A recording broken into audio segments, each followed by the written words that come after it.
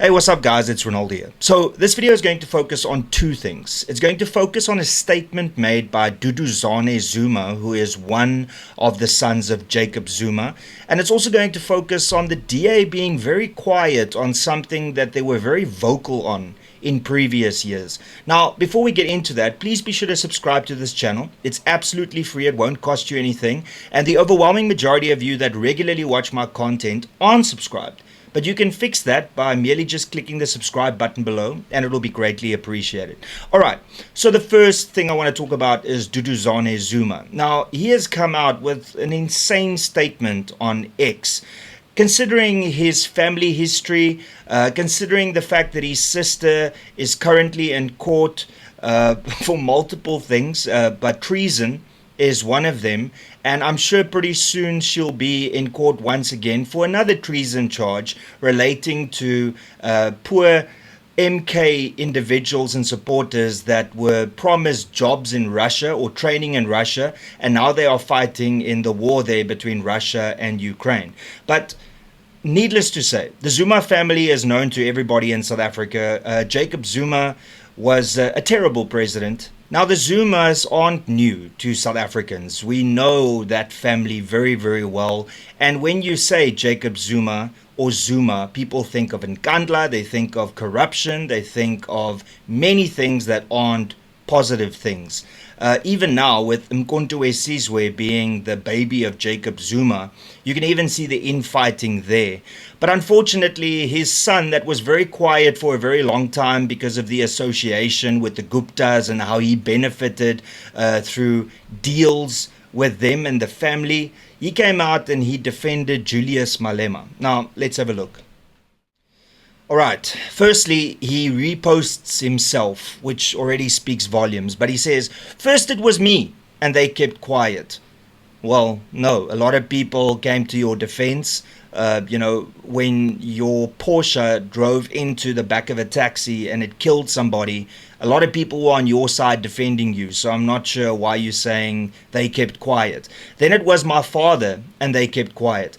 Well, not really. I mean, look at the July unrests, right? I mean, these were people that were defending and fighting for your father. And the fact that taxpayers had to foot his tax bill for so long using the Stalingrad approach of delaying, and now he has to pay back, the millions and millions of rands of taxpayers' money that he wasted. I wouldn't say that they kept quiet, and in actual fact, they were very vocal. He still has not faced a full day in court for what he did for the arms deal in the 1990s. Not even talking about the whole Nkandla saga and what happened with the Guptas. And also the way in which you benefited from the Gupta transactions with your dad speaks volumes. But hey, I mean, always the victim, right? The Zumas are always the victims. Now it is Julius Malema, and I will not keep quiet. I stand in solidarity with you, Julius, even if I stand alone. Tomorrow it will be one of you, and there will be no one to stand with you. And then he posted that. Now, I've got a question. What exactly are you standing with him on? Because a South African court found him guilty of breaking the law.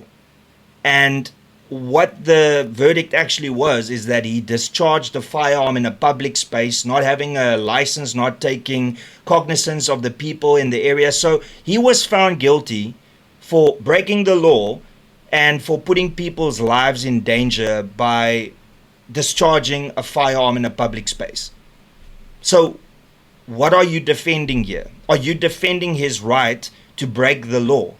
It just doesn't make any sense.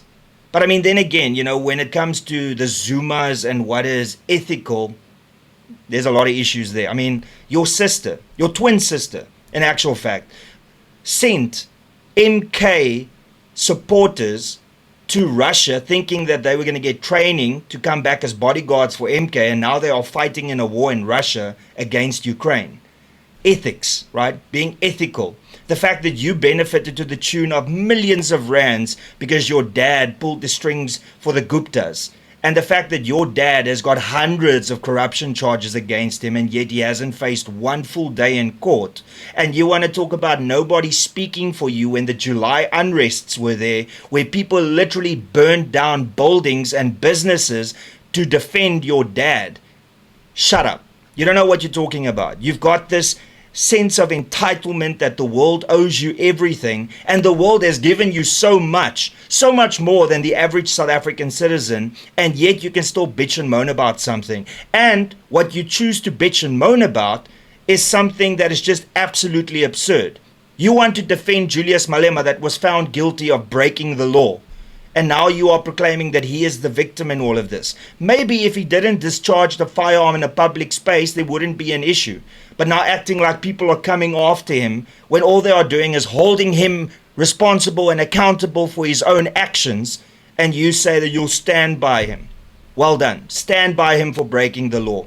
Typical Zuma fashion, I can tell you that. All right, so with that being said, let's move on to the second part. Now, the DA, since I believe 2020, has come out every single year after the Matric results came out, and then they would tell you what the real pass rate is, because the government telling you what the pass rate is isn't the real pass rate. The real pass rate is how many people started grade 1, and then 12 years later, how many people finished grade 12, and then you can get the real pass rate, because that will look at people that dropped out of school, that flunked, etc., etc. And the DA has been doing this since 2020. Now, if you don't believe me, let's have a look.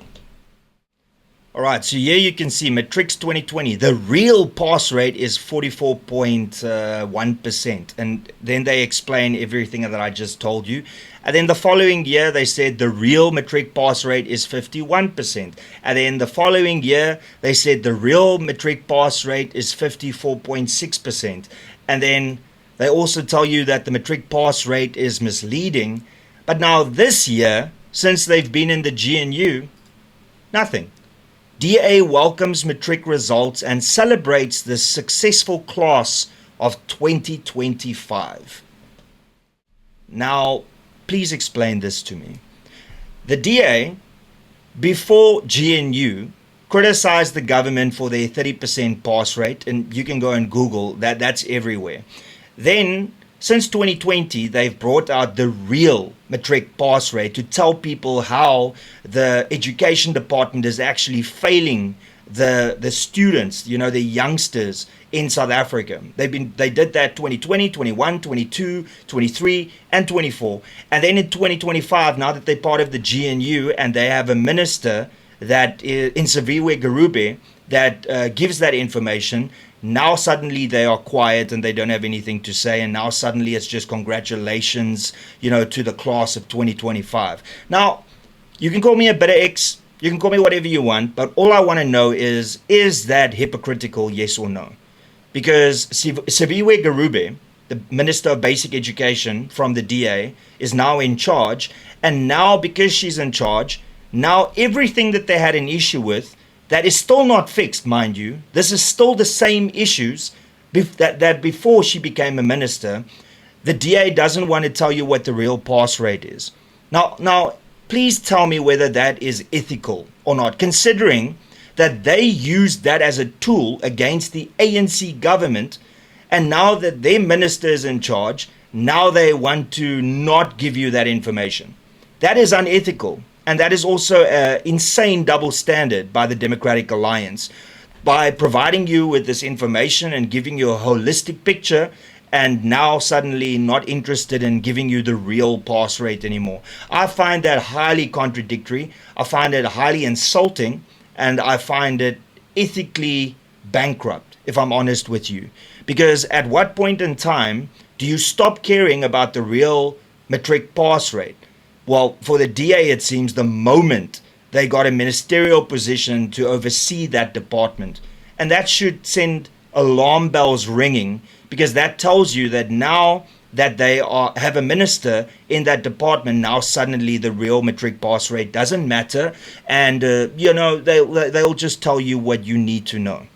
That is a massive issue. And I hope that you can look past my issues with the DA and just look at the facts and tell me whether you think it's right or wrong. And that's pretty much all I got to say, everybody. Thank you so much for tuning in. Please be sure to smash that like button, subscribe to this channel. Remember, it's absolutely free. Also, don't forget to share this video far and wide. And if you would like to support me and this channel, then you consider becoming a member. You can do so by clicking the join button below, and it'll cost you R39.99 a month. And that's all I got to say, everybody. Till later, cheers and peace out.